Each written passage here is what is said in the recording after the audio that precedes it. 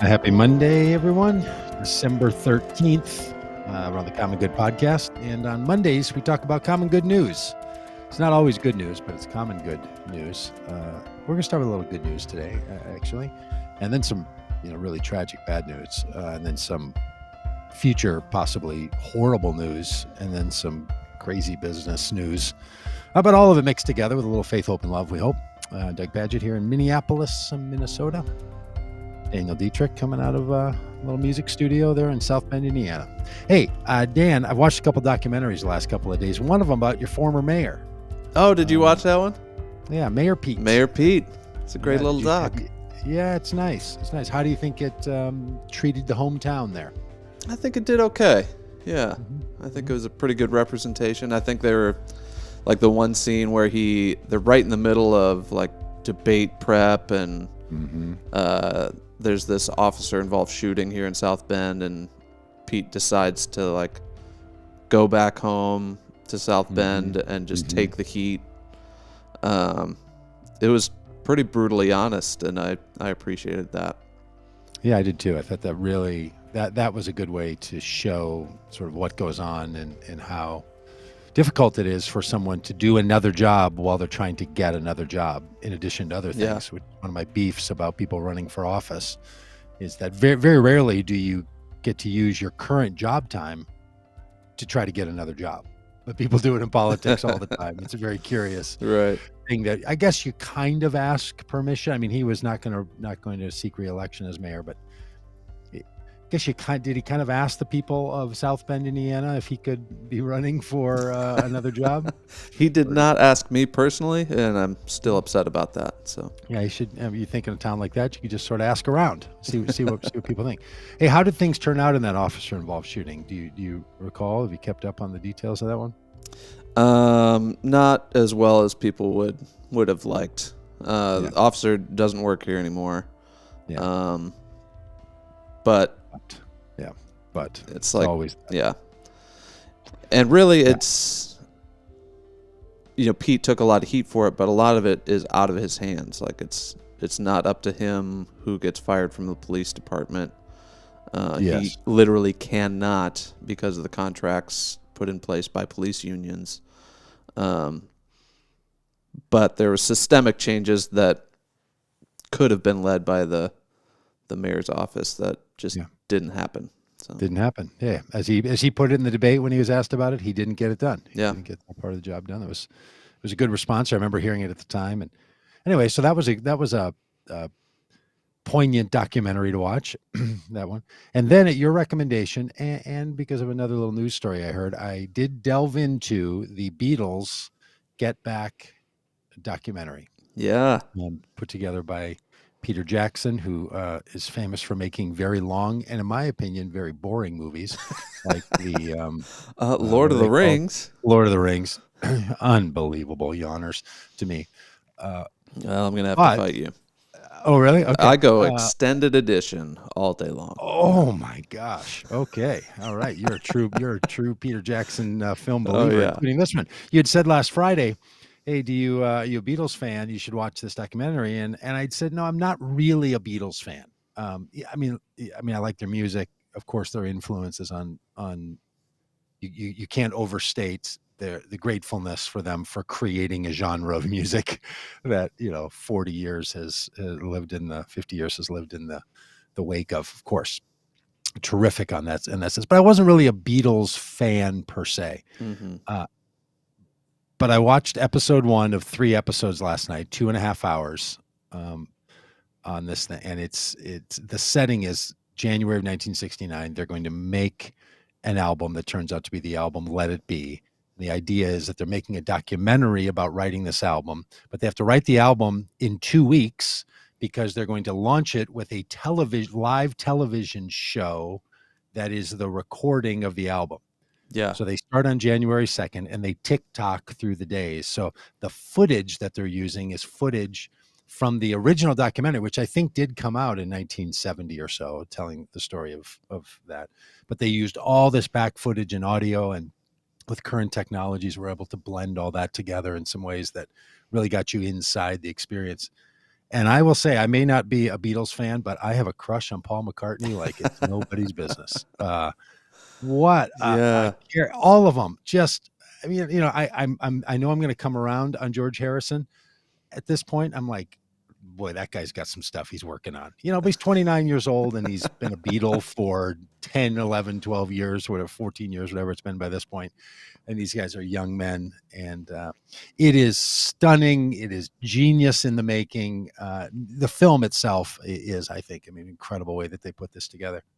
But watching them write these songs Yeah. and navigate all the stuff that is going on for them in their final year, what turns out to be their final year of being a band as the Beatles, just sitting in this room and a film crew around, but them just doing what they do, making this music is Yeah. Just fascinating. Unbelievable. Yeah. Yeah. They'll just be like, they just start to wander in to the studio for the day and sit down at their instruments, kind of messing around. And Paul McCartney, you can hear him start to fumble around with this little idea that becomes Get Back in a matter of minutes. Just like creating from nothing this massive hit, and you see it start to take shape, and it's so great. So great. And so many songs, a bunch of songs that end up on Abbey Road are started right there in these, and the pressure is on after because they show a calendar January 2nd, and they have 2 weeks to get this thing ready to go live. And like they spend the first they start on like a Thursday or something, Thursday and Friday they work, or maybe just Friday, take Saturday and Sunday off. They only have 14 days and they take 2 of them off. Yeah, they take the weekends off. They take the weekends off because they're the friggin' Beatles. And the dynamic between them, watching John, I'll tell you, I also became a huge admirer of the John Lennon tone and attitude. I'd always kind of thought of John Lennon as a bit more, I don't know, a bit more standoffish and a bit more the legend of John Lennon, I don't know, like somehow sort of above it all.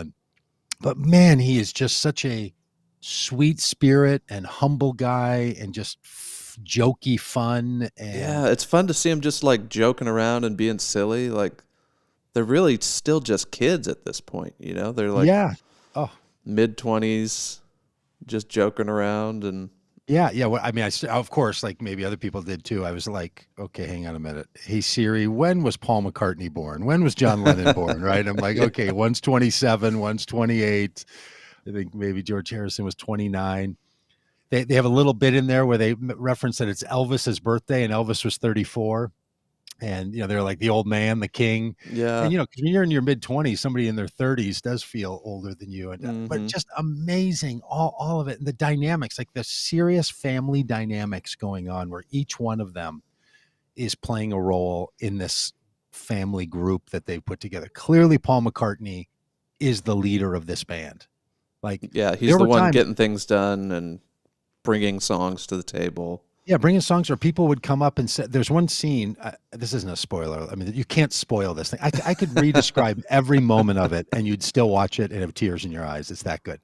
But there's one scene where where John Lennon has some lyric sheets hanging over one of his microphones. And the sound person comes up to Paul McCartney, whispers in Paul McCartney's ear. Then Paul McCartney says to John Lennon, hey, they can't hear because you got that thing hanging over your microphone. So he moved it off. Like the guy didn't go to John Lennon. He went to Paul McCartney. And you watch all these little decisions, like the hierarchy of how it all comes out, and George Harrison's frustration with the whole thing. And, yeah. It just... All right. So the other thing I thought was fascinating is these guys are the Beatles in 1969. So they've already reached a level of, well, to use a phrase, they're more famous than Jesus right at this point. Yeah. They are so incredibly famous, but they're arguing with the record company like they can't get good microphones, and they're like, I know for sure that the Beach Boys have an 8-track recorder that they've got over there. How come we can't have one? Like they're having to bicker with their recording company, which I thought for every struggling musician or anybody in anywhere that you work with a publisher or a record company or anything like that. You feel like it's just really hanging there. Hey, good point. Roger Flyer reminds me that George Harrison is younger. He is 26, not the older one, 29. And just Ringo hanging out, like he's just Not the saying most a word. cheerful, down for anything guy, just sitting there. Just the Enneagram 9 sitting back on the drums, like I am not getting involved in this little tussle that's going on with the lads. Just sitting above it and out of it, watching it all happen, smiling. And you hear other people saying things like, "I really like Ringo. He's just the kindest heart of them all." You know? And remember the argument between where Paul McCartney is arguing is not arguing. He's saying to George Harrison, "I feel like I'm having to always argue with you and about how we're going to do this." And George Harrison isn't saying you're always arguing with me. Paul McCartney is having to be like, I think you think I'm always arguing with you. John agrees with me, but he won't say anything. And John's like, yeah, I'm not saying anything. And Ringo's just sitting up there like, oh, I'm staying out of this. That dynamic, but so pleasant. I don't know. I know that, it's a big cliffhanger at the end, a lot of frustration, and the band ends up not staying together. But the level of kindness that is demonstrated in that room, and maybe it's only because they're filming it, but it doesn't feel that way. It feels like this is just how they behave. Like they're working out some issues, but pretty cordially, like unbelievable. Not yelling at each other, not throwing things. Even when the big cliffhanger, when George Harrison says what he says, he just like, okay, that's it. I'm just, I'm going now. I'll see you around. Like not even. So I don't know if these guys, if maybe all of our English listeners and friends can tell us about this, but maybe they're just like, oh, that is classic English, regression. Like they're just stuffing it down and it all comes out later. Like level 10 rage for a British person. But. Yes, that's right. And the other thing Shelley noticed, which she has a really great ear for this kind of thing. She said, there's no swearing. There's no F words at all. Oh, they'll get around to a few, but I watched not at 2.5 each other, hours and 6 days of them working on this stuff in the heart of it. And there is, I mean, you couldn't hang around, a Vote Common Good event with a camera running without having to. So it tells me not only them personally, but just how much culture has changed and shifted. I'm guessing, that like that kind of not vulgarity, I don't mean it that way, but just kind of swearing and crassness that is so common now. And maybe it was even common with other bands. It's just not there at all. There is something in the simple dynamics of all this that I found just so incredible. And what it did for me is when Shelley and I were talking about these songs, and she's like, yeah, I know some Beatles songs. I don't know that I like them. She doesn't like their drug music phase, that sort of Lucy in the Sky with Diamonds, Walrus, and all this. She didn't like that stuff. This is not her style and tone. But then there are all these other songs. She's like, oh yeah, I really like. But I realized as we were talking about the music, because of our age, like I was born in 66, she was born in 65. So by the time we run into Beatles music, they've broken up, they're done. They're already the Beatles, and their music is legendary and it's complete. What you see in this documentary is the living expression of all of this stuff, the dynamics, the band, the band man, the manager of the thing, and the other people chiming in, and you just see that just like everything else in the world, this was made up and created by a group of people in a room somewhere. It has no magic stardust on it other than the genius of these people, and it was created just the way everything else was. And it was very heartening to me and emotional for some reason. I don't know why. I mean, just hearing these songs and watching them and thinking Paul McCartney doesn't yet know what words are going to be in Let It Be. Right. He's got Mother Mary, and he's doing this, and like da da da, and John Lennon's like, maybe some words would make it a better song. Like they are dogging him while he's writing Let It Be at a piano with a bunch of people around, and they're teasing him because he doesn't have the words yet. And he just, for all of us who have so many things in our lives, relationships, work, output, whatever, that's unfinished, and it's so easy to feel the pressure and critique in the midst of something. Those moments I thought were just truly a gift, and really, Yeah. So great. really Yeah, great. they're sitting around. People are arguing about what they're going to do with this live TV Mhm. show. Are we going to do it in Africa? Are we going to do it in England? Meanwhile, Paul McCartney is figuring out "Let It Be" and literally writing it and chiming in. Everyone, I'd rather not go to Africa. Yeah, that's right.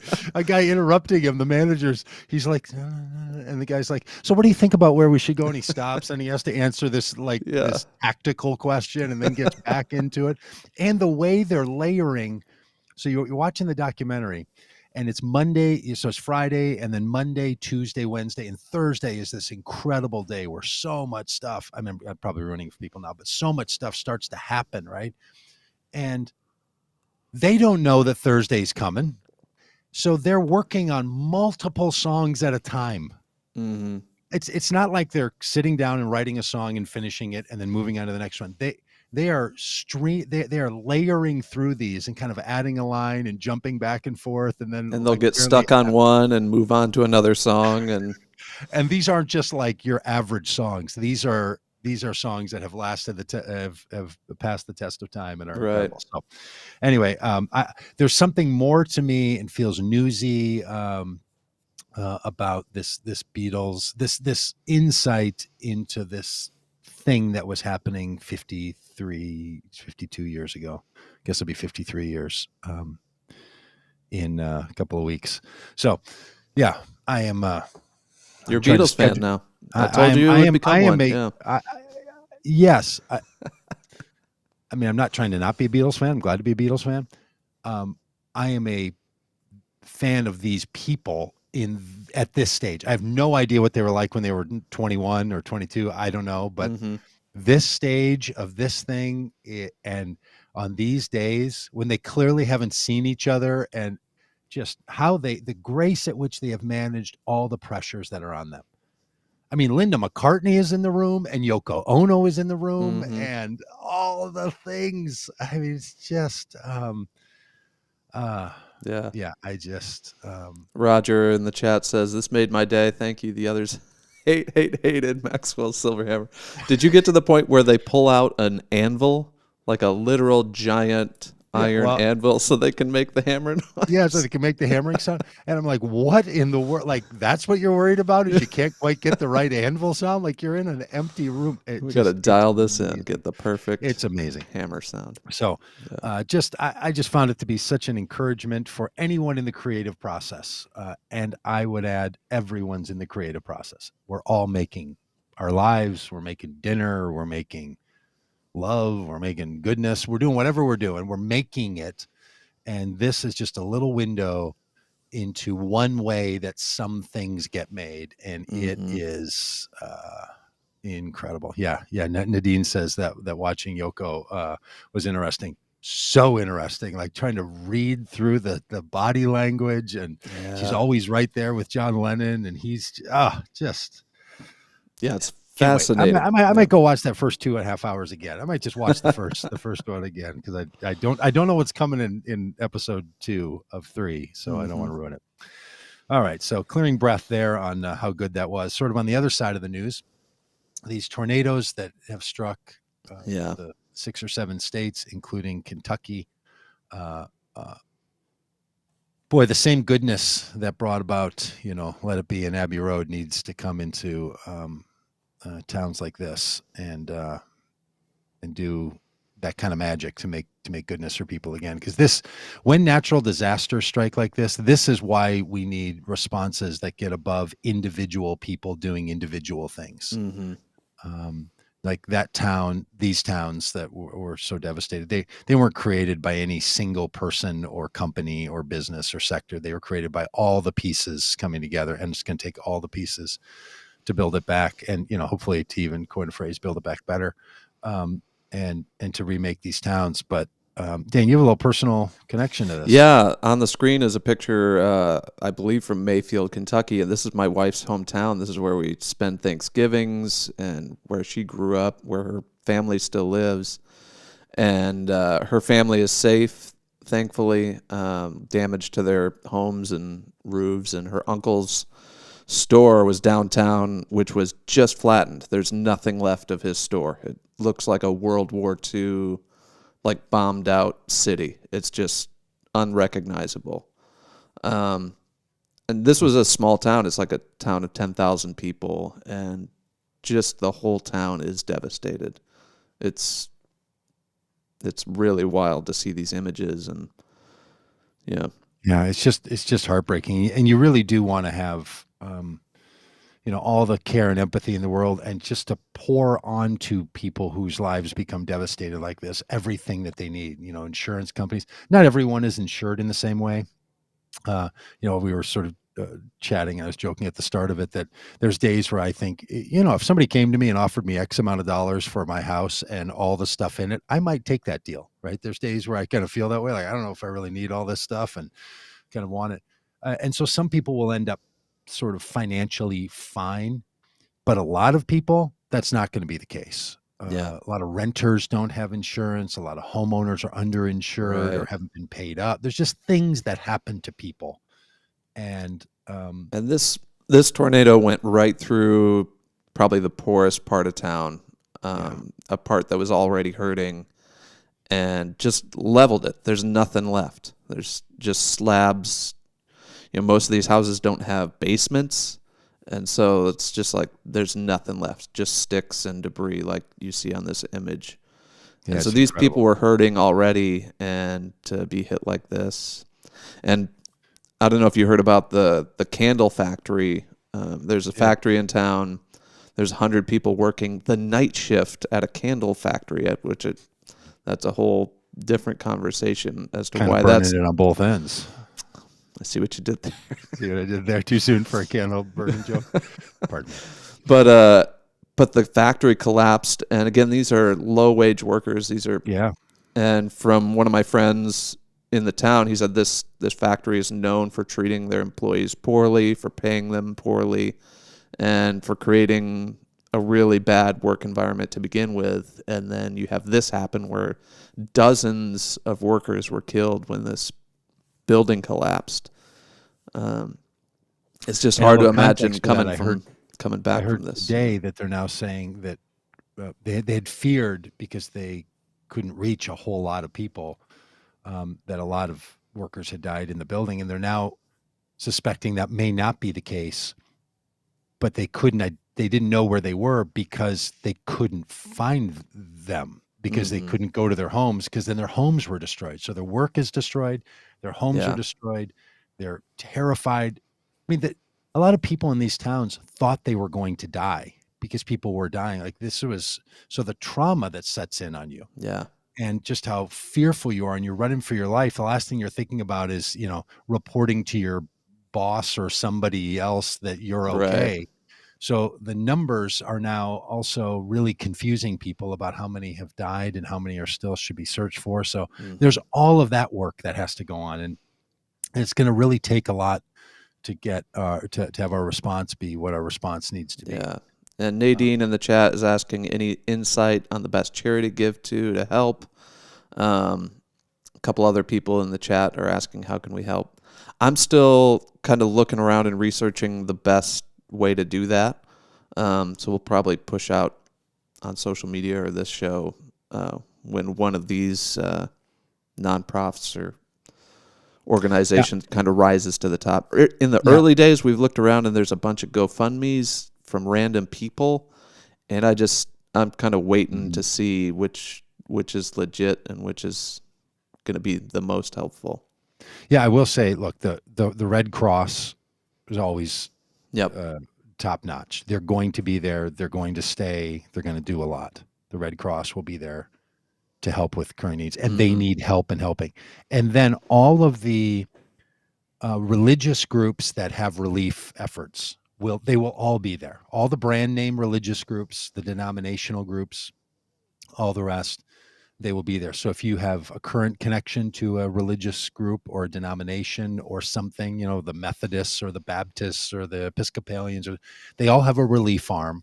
They will all be coming into whether it's each individual town they tend to divide that stuff up by their own sense of connection to those towns.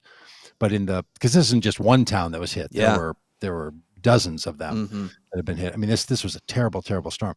So if you don't know who else to go to, one of the ways is to find these the relief arm of these religious groups. And I can assure you that even the most even the relief groups or the religious groups that you wouldn't agree with religiously on stuff like this, they tend to just come in and provide water and care and housing and support and Mm-hmm. food and counseling and emergency packs, and they do all that stuff. So if you want to get down to Kentucky or Tennessee or and the other places that have been hit by this, they're always looking for volunteers as well. So you can reach out to any of those sort of groups, and in my opinion, those groups are trustworthy. You can count on the money you give to them. The money is going to go to this work. Or if you wanted to volunteer to go and help and Mm-hmm. to be there to give care, you could reach out to one of those groups, and they'd be glad to take your time and energy and whatever else you have. So if you have a skill, like a lot of people are nurses or trades workers, and they're like, yeah, I want to come down and sort of help, or I have a truck or a trailer. Like sometimes people are just like, we just need that stuff. I just need to clear things out. There's groups that can help you coordinate some of that stuff. Sometimes religion is not very good in the world. It tends to get a little binary. And sometimes it does really good things. And when it comes to disaster response work, a lot of the big denominations that have big efforts in these places, they've actually figured out how to do that fairly well in the short run. Mm-hmm. They're not good for rebuilding a town. Right. You're not going to rebuild the infrastructure of a town with charitable contributions. Like that's going to become state, city, and federal, mostly federal dollars that are going to do that. But I would advise somebody to take a look at those groups, and a lot of ways to find them. Yeah. I happen to think that I don't have any personal or religious connection to the Methodists nor the Episcopalians or the Presbyterians, but those three groups tend to do this stuff really pretty well. So their national relief efforts could be people you might look at. Yeah. Now, speaking of people who I would say don't look at on this one, I would say Kentucky Senator Rand Paul. He immediately sent a letter to Joe Biden asking for Joe Biden to release federal funds, which Joe Biden had already done, to release federal funds to help his state, as he should do. That's exactly what a senator ought to do. The thing is that this same Rand Paul, back in 2017, when Puerto Rico and Florida and Texas were hit by hurricanes that devastated thousands and thousands of people, he did not want federal dollars going to those places. Here's a little clip of him in 2017 talking about why he thinks the money shouldn't go to those places. Oh, yes, and the loot. So people here will say they have great compassion and they want to help the people of Puerto Rico and the people of Texas and the people of Florida. But notice they have great compassion with someone else's money.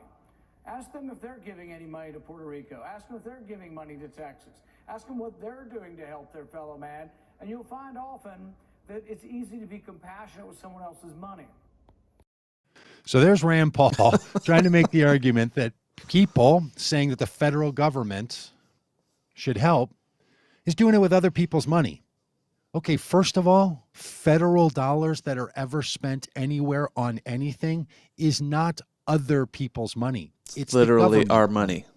If you need to bone up on this, go back in our podcast, listen to our Fridays in Economics with Professor Fadl, and we'll talk about the fact that all government spending, every single dime, does not come from your bank account, nor from my bank account, nor from anyone's bank account.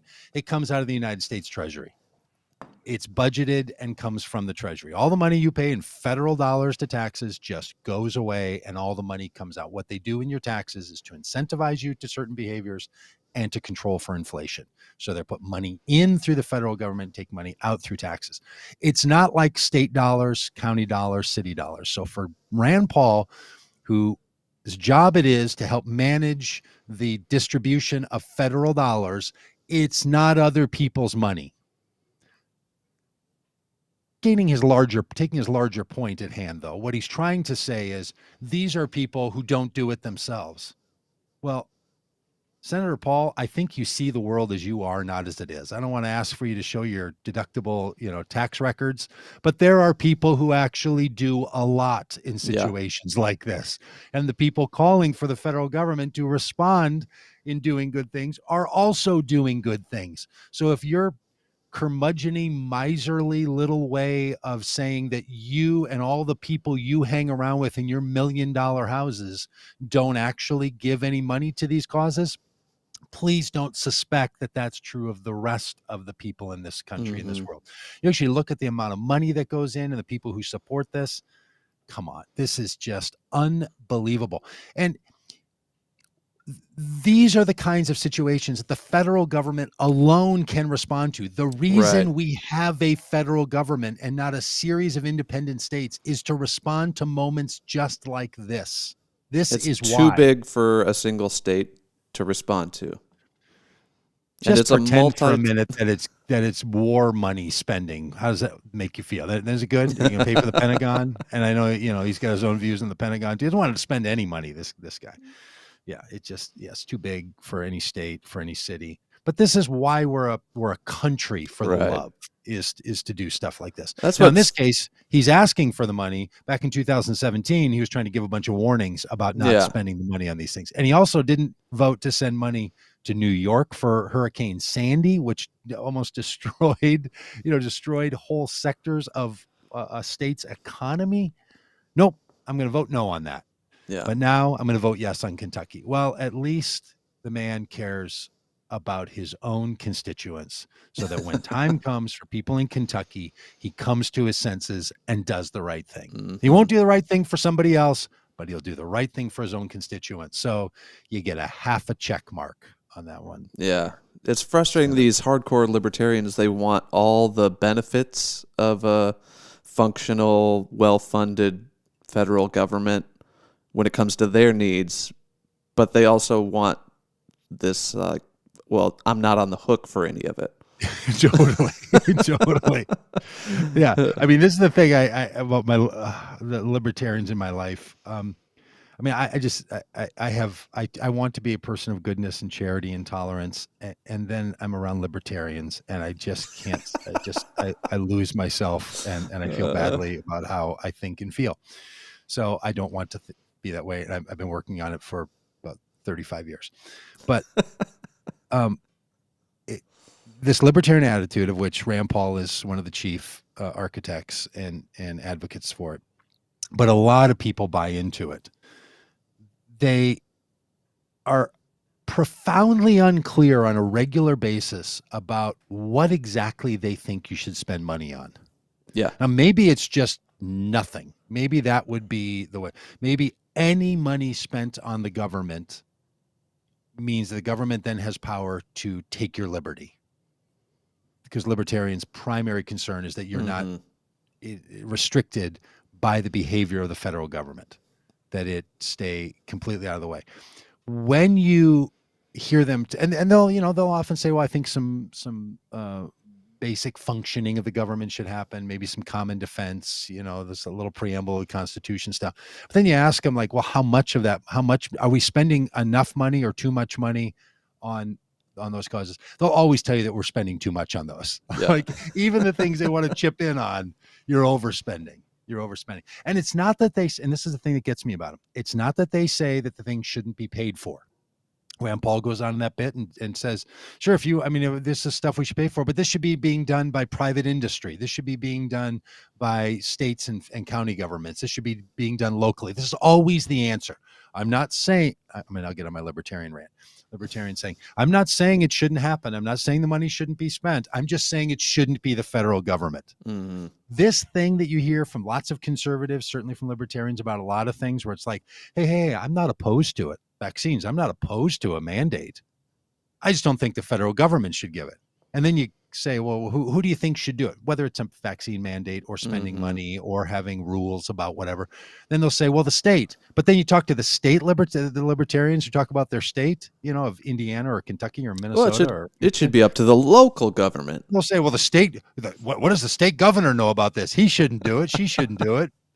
Governor Whitmer doesn't have the right. This should be done Yeah. at a local level. And then you get down to the city level and they're like, my city manager has no right. And then, you get down to your local neighborhood level.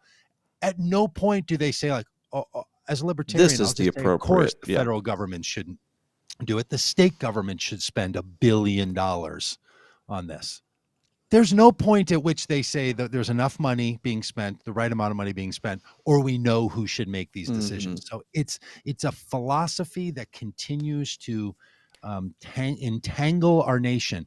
And this will happen in Kentucky. I promise you, it happened in every natural disaster. A bunch of money is promised, a bunch of help is given initially, Yeah. then things go quiet, then it dries up, and pretty soon there's people living in FEMA trailers for 36 months. Right.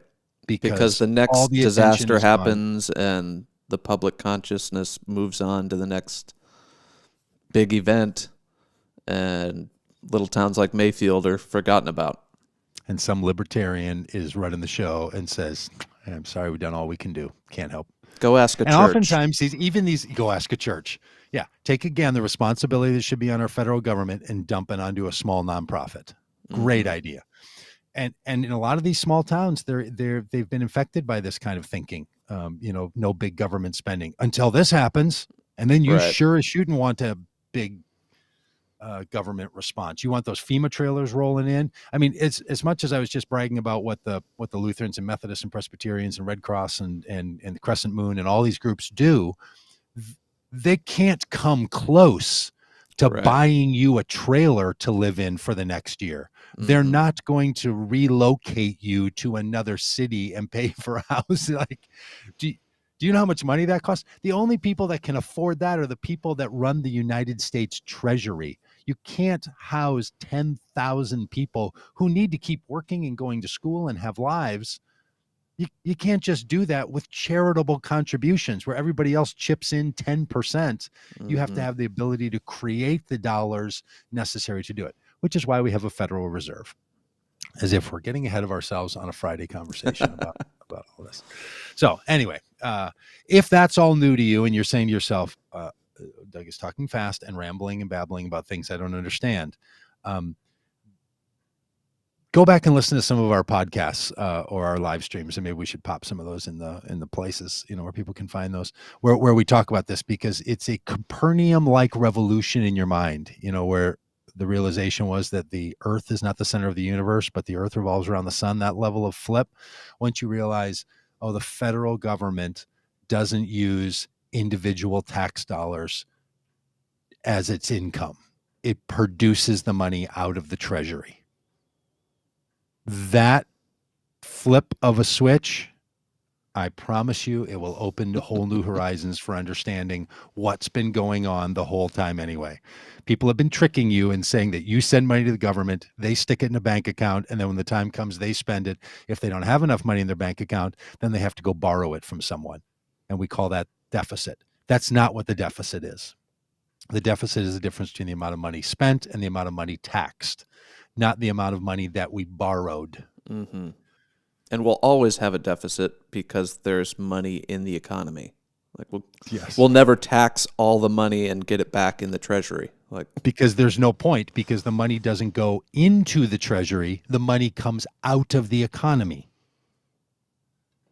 Again, this is the part that I've talked to this, dozens of people who just stare with that tilted, look of a dog's tilted head, which now apparently scientists know what that's about. I saw that news story the other day. They now know why dogs tilt their heads.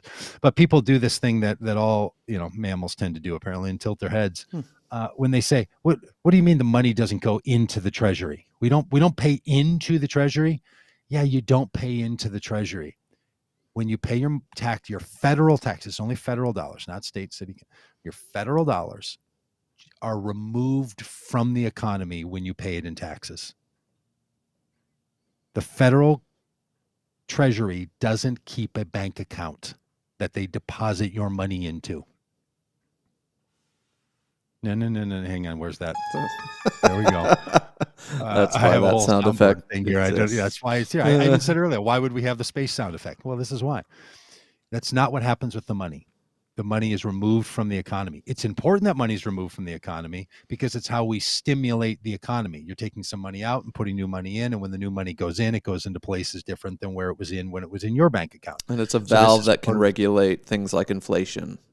That's why all this talk about how much money we're going to spend on the Build Back Better plan or on the infrastructure or on the COVID dollars that were spent.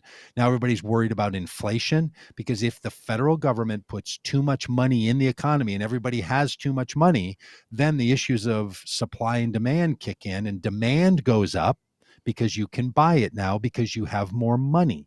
And when there's more money than there is supply, then prices go up. So what they're trying to do, and we've got a little double whammy going on right now. We infused $1 trillion in over COVID period of time. Like all the money from the infrastructure, but that's not being spent into the economy yet.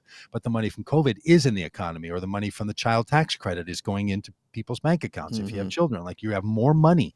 Now people are trying to spend it, but the supply chain issues have caused demand. And so my daughter was going to get a couple of light bulbs, smart light bulbs that go with her Alexa, so she can say, Alexa, turn the lights, in her kid's bedroom. They are normally like $20 for a pack. They're $70 a pack right now. Now that's a temporary spike because they just don't have a lot of them. So they're just raising that. There's an algorithm that just raises the price on Amazon, right? And they get crazy expensive. So that's what you don't want. The reason we tax is because we're going to spend new money, because you can't just trust that everyone's going to just circulate their money into the right place. Like when the state wants to build a highway and federal dollars go into it, the money has to go into the state bank account to be able to pay for that highway. Yeah. That's what the federal government does. When the federal government takes your money out in taxes, this is not the same for, well, technically it is even the same for your Social Security money. They're just keeping track of it on a ledger. But the money is paid into the government and then just goes away. And people often say, like, what do you mean it goes away? It's no longer counted as being in the economy. That's what it means. They're not spending those dollars anymore. They have a separate budget of expenditures and a separate budget of taking money out of the economy. How much are we going to take out as taxes and fees? How much are we going to spend? Comes out of the Treasury. Two separate containers where mine and your bank accounts are one container. The money goes in a direct deposit or a check, and then the money goes out to someone else, and it's all in the same container. Yeah, and there's no longer a pile of gold at Fort Knox that we have to balance against. That's right. The deficit. Yeah, we now have what the economists call a fiat currency, meaning it's a standalone. It dictates the rules of its own currency, and it's not just the U.S. government. Every government that has its own currency is the same way. This is why some currencies can have crazy high inflation and get out of control and having a collapsing economy, because they put too much money into their economy, and there wasn't enough money flowing through the economy and working through the economy. So anyway, that's how all that stuff works. We'll talk about all that a whole lot more. But boy, there was an unexpected little lesson cued on by Rand Paul's libertarian prompt. Cleansing breath on that one. Yeah. Hey, let's talk about the January 6th plot. Yeah, let's bring our blood pressure down and talk about... And just talk about the end of our democracy. If we were going to continue to have a democracy, we know how it would be funded by the Federal Reserve. But since we're not going to have one because the January 6th attackers are going to do it again and are apparently in no trouble for having done it the first time. I mean, a couple of individuals, low-level, thugs on the street are going to go to jail for a while. But the people that were behind it, plotting it, planning it, scheming it, wanting it, calling for it, making PowerPoint presentations for it, which should be a jailable crime in and of itself. Put together a PowerPoint. Somebody had to sit through that thing. Somebody got in the room, couldn't get the projector big enough to far enough back to fill the whole screen, so it was only on part of the screen. The room lights weren't dim enough, and they couldn't figure out how to close the shades. I love thinking about it as like one of these Four Seasons landscaping moments where they're trying to get the power. Now, which cord goes into the projector? Like, did somebody bring an HDMI? I only got a Mac. I need an adapter. Why aren't these things Bluetooth? They're not using what we're battling Macs. about here, They're Google if you don't people. know, is that when the Stop the Steal and the whole idea that the election was rigged, started on Inauguration Day in 2017 with Trump, who immediately started to say the 2020 election is rigged. I think he literally said it the first day, and then said it nonstop, all the way up to the election, and found different reasons to say that the election was rigged because he was pretty sure he wasn't going to pull an inside straight twice in a row.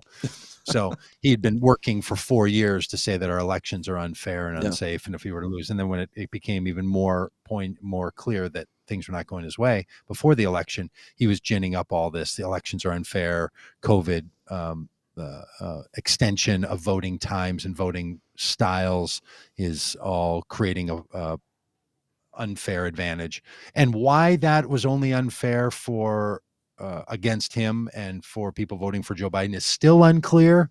The same rules apply to both people, even if rules were adjusted because of a pandemic. Why that benefited one group over the other, still a little unclear, unless the idea is more people voting means that more people are not going to vote for me, which seems to be a whole other problem than this problem with the voting.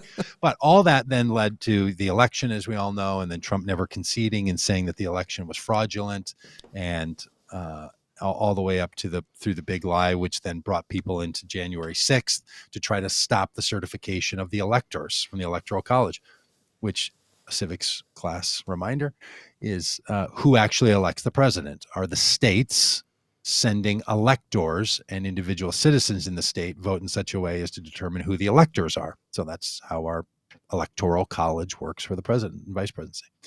So they want to stop Mike Pence from certifying those electors, casting their votes for Joe Biden in enough numbers that Joe Biden was going to be, then inaugurated as the president of the United States on January 20th.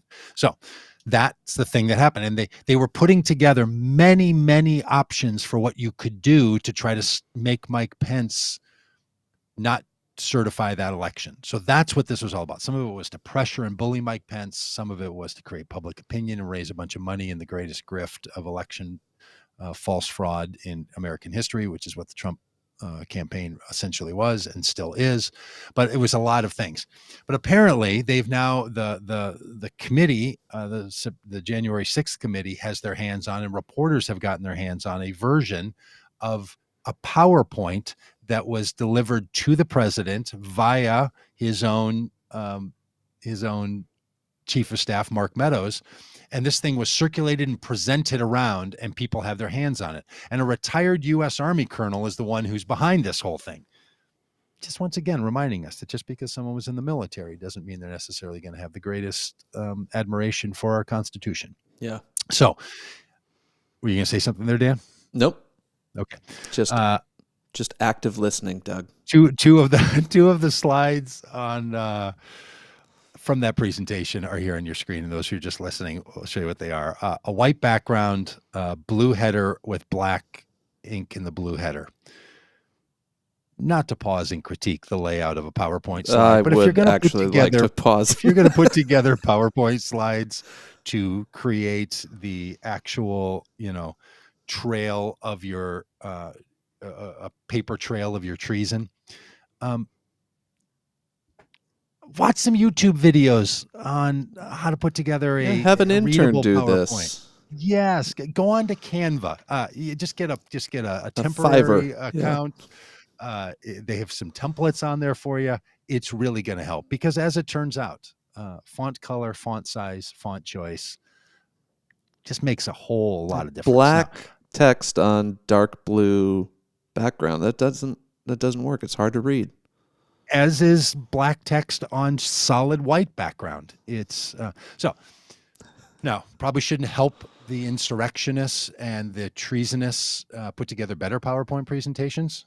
So we'll take that all back. They have 3 points on their options for January 6th. I'll only mention the third one. The third one is that Vice President Pence delays the decision to certify the electors in order to allow for a vetting and subsequent counting of all the legal paper ballots. Their biggest suggestion is, okay, Mike Pence can't probably say, let's have new electors. Let's declare the states that we think should be contested, which include Wisconsin, Michigan, Pennsylvania, Arizona, the states that Trump needed to win and didn't. One option was just to throw those out. They realized you probably can't do that. But here's what they wanted to do, was to delay the certification so they could do a recount of only the paper ballots. Slide number 2 of their 36 that we're going to show you today, of their 36-point slide deck, then has these recommendations. They include this, the fourth and fifth include this: to declare, first of all, is to declare a national emergency. Trump needed to come out, declare a national emergency, and take over the voting, the vote counting nationally. So declare a national emergency, take over all the voting systems, and then declare all electronic voting in all states to have been invalid. So if you voted electronically, rather than a piece of paper where you circled in a dot or pushed out a Chad, but you touched a screen, all of those are invalid. Okay? So throw out all the votes everywhere in the country, no matter what, that are not on paper, and then create a legal and genuine paper ballot count, and only count paper ballots, and then create a constitutional remedy where Congress can decide on the delegates based on only the paper ballots. Yeah, what is it is such madness. And this is like delivered days before. This is the kind of stuff that they were working on, plotting, scheming, planning. Yeah. Let's National declare emergencies. a national security emergency, which gives the president sweeping powers, and then just declare that a whole bunch of votes don't count. Because they're electronic. Talk about voter fraud. Like, you just want to throw out valid votes because you don't like them. It's just madness. It's just madness. I'll tell you. I mean, this is what's going on, and it's not as if people learned their lesson from this. They're just continuing to find ways to do this in other times and other places. Now, fortunately, all the stopgaps were in place. All the democracy protecting airlocks worked. So these people couldn't pull this off, even when they charged the Capitol, chanting "Hang Mike Pence." All of this. But instead of this all ending and people saying, well, that was close, instead they've just continued it till this day, making these same arguments. Look, if you have friends that believe in Stop the Steal, ask them what they think about paper ballot counting only. They'll be like, well, that's exactly what we should do, because in the conservative worlds, they're now saying only paper ballots. Now, look, there are people who've been arguing for a long time that we think that, like, it seems a little weird that I just touch a screen, and is that going to really keep track of it? Okay, if you have insecurities about touch screens and about other things, for sure we should look at it. But you don't, after the election, say, let's decide how our people voted and then throw those out. And in states where we believe that even more paper ballots would be counted for Joe Biden than for Donald Trump, then we will declare that those paper ballots were fraudulent.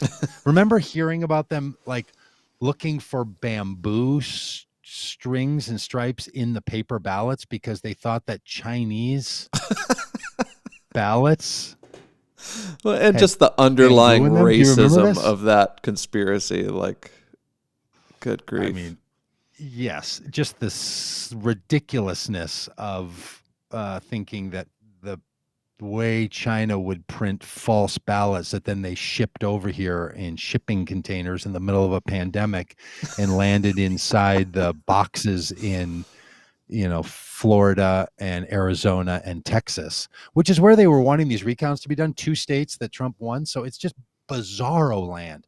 Yeah. And if all of this was just in the past and we were just poking fun at a bunch of clowns that were bopping around, trying to whip up some crazy kookiness, fine.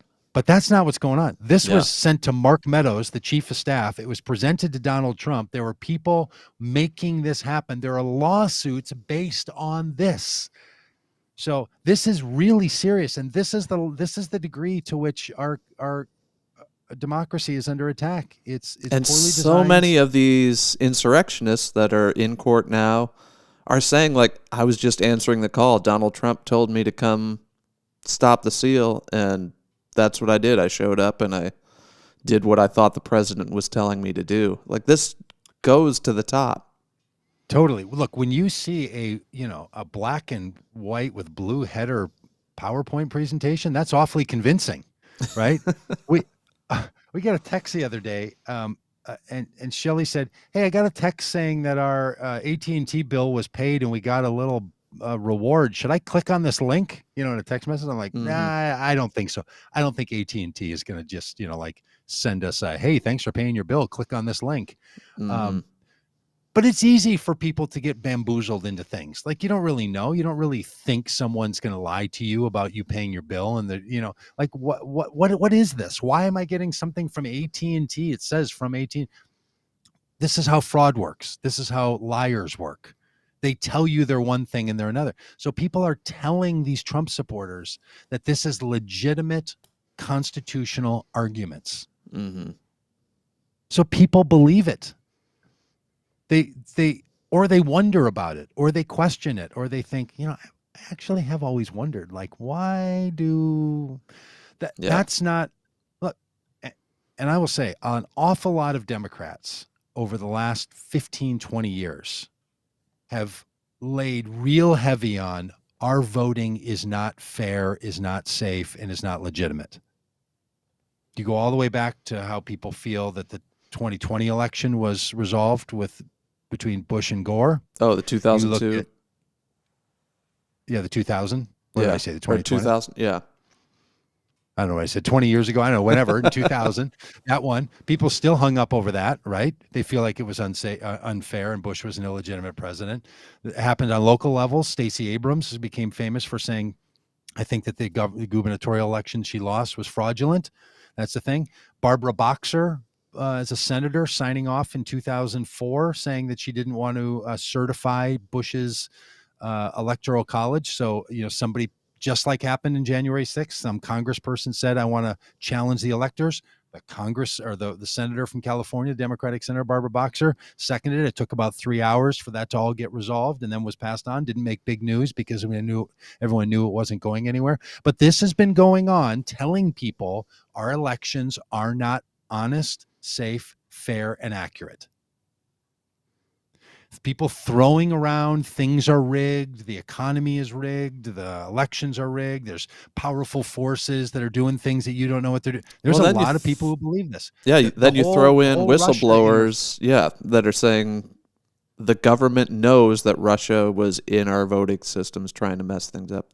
They weren't able to change any votes or whatever, but just the fact that they're meddling around in it is concerning.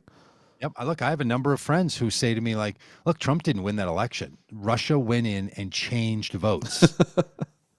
They're serious as can be. And they don't say it as if, like, hey, I got an inside track on a conspiracy theory here. People, they're just like, no, that's right? Like, that's what happened.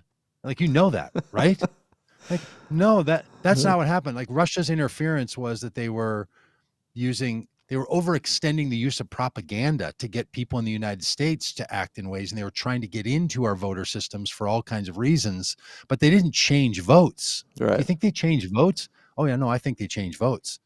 So that is around. So I bring all that up to say it's not totally bizarre for someone to think this election didn't go right. Now, it did go right. At some point, a reasonable person has to then just say, I'm going to believe the people who tell me that they know and that it really did go right, or how do you live in the world? But look, had Donald Trump won this election, I could see myself sitting in my basement saying all kinds of things about a fraudulent election that I won't say because Joe Biden won. Like, I could imagine myself losing my bearings and thinking all kinds of things. So at some point, like, a little mercy to the people who believe this stuff, especially if Joe Biden came out and said, this was a rigged election. Mm-hmm. The fact that Donald Trump and his people and all the Republicans now, save a few, won't come out and say that it was a fair and honest election. It's amazing that more Republicans don't believe that Biden was an illegitimate election. We have a real integrity problem with how people feel about our elections. Yeah. But yeah, even after all these like Republican-led audits of the election, you know, like in Arizona, they're like, this was fraud through and through. We're taking over. We're taking the ballot boxes. We're going to count them, and didn't find any fraud. That's right. Like they have to quietly come out and say, yep. yeah, like, yeah, actually it was fine. Maybe it was Arizona. I think it was also Wisconsin, where they said, look, the count was not accurate. Joe Biden won more votes here than it was originally declared. Like the number, that's going to happen a few, I don't know, it was 15 or 20 votes or something. But like he got more votes. So yeah, you're right. That look, that at some points you just have to sort of accept it because it's been structured and audited, unless there was sneaky stuff. Now I will say this: here is what Republicans are actually saying, and then Republican followers are attacking the Capitol for misunderstanding. When Republicans who want to cast doubt on the election, especially I'm speaking of elected officials here, what they're saying is, and they say this in a dishonest way, they say it in a way that obscures the specificity of what they mean to keep people's impressions alive. They say, we think that changing state rules the way they were changed, sometimes by courts, sometimes by governors, to allow for more flexibility, created a context in which it advantaged Joe Biden over Donald Trump. So we think that shifting of political rules around elections, that's what's caused this to be a situation where the election wasn't as everyone thought 3 years ago it was gonna play out, and a lot of decisions were made based on all this. So more voting booths, more time to vote, more ways to vote, mail-in voting being allowed, all of that was just done in a way that really didn't have the, that's not how we should do it. And I feel funny about that. That's what they're saying. I don't know that it was all fair because we made these changes, and those changes advantage the kinds of people who vote for Joe Biden as opposed to the kinds of people who vote for Donald Trump. Right. That's something that they're saying. Mm-hmm. And one could say to themselves, like, had it gone the other way and a bunch of us thought that there were a bunch of Trump voters who were advantaged by changes that were made last minute because of a pandemic, I could hear people that I agree with, and I might even find myself over there wondering, wow, was some of that Kaflooey business sort of done just so that there would be this outcome, right? Fair question. Mm-hmm. Totally fair question. But the question has been raised. The question has been answered. And we know that's not true. Mm-hmm. There was no definitive advantage to longer voting times, mail-in voting, more drop boxes. That didn't help one candidate over the other. They've looked at that too. So this idea that like, well, some changes were made and we think they help the other guy. Okay, it's now fair and safe and a decent time to stop thinking that, because that's not what happened. It didn't help the other guy. It helped both of them the same. Now, if Donald Trump chose to say to his voters, don't vote early and don't vote absentee, and lost votes because people didn't want to go out or couldn't, well, that's because he chose to message that way. Right. I mean, he was telling people that this whole thing's fraudulent, you shouldn't participate. So, and then he also got more votes than he got in 2020 or in 2016. He got more votes. So there's no argument you could make to say that things were repressed, that Trump voters were held back, were held down, or any of the rest of it. Mm-hmm. So Republicans keep feeding this by saying like, oh, I'm sure the counting was fair. I'm sure the system did it accurately. I just think we shouldn't be changing rules in the middle of the game. Okay, well, maybe the next time there's a global pandemic that launches, before 9 months before a campaign, we'll take that into account. So that's part of what is in the mix. Now, here's why that's not what this is only about. because truly Donald Trump was calling the 2020 election fraudulent before it happened. Right. If he didn't do it on inauguration day, he did it the next day. He started immediately trying to create the idea that I won this election, but they're going to steal the next one from me. He started saying it instantly and spreading that stuff top to bottom all along. So, and he did it when he lost in Iowa in the caucus to Ted Cruz. He called it a rigged election.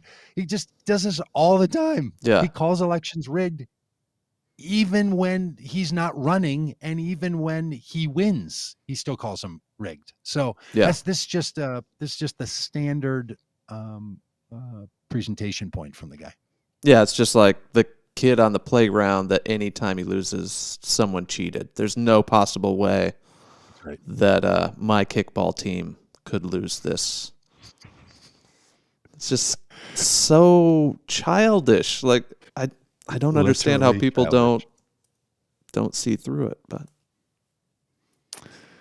okay, well, there's a whole bunch of other news things, but we should probably save it for. Didn't even talk about Governor Abbott or about Kamala Harris deciding that the way to deal with or coming out with a presentation on the way we're going to deal with the immigration crisis is going to be to get PepsiCo and others to invest money in Central America. Yeah. Well, there's still a lot of work always to do. Tomorrow. Politics Day. I think we can dig into some of that. There's always tomorrow, and some given Wednesday or Thursday, we could probably find a tangent carrier to get us into one of these topics. Thanks for being a part of all of this. To all of you, to Nadine and Roger, hey Brittany and Janice and all the rest, Carol, Jimmy, all of you that are making comments here, we appreciate it. And if you listen to the podcast, tell a friend, would you? And let us know that you tell a friend, like post it somewhere. Tell people that, you killed a perfectly good hour, as the guys in Car Talk used to say. All right, Dan, anything else for today? Nope, that's it. I think I'm out too. So gonna really work hard on using these sound effects. I don't know what that sound is. Is that crickets? Is it crickets. records? We got it's cricket. Oh, I see what you're saying. Well, thanks for being a part of this all, and we'll see you tomorrow. Bye.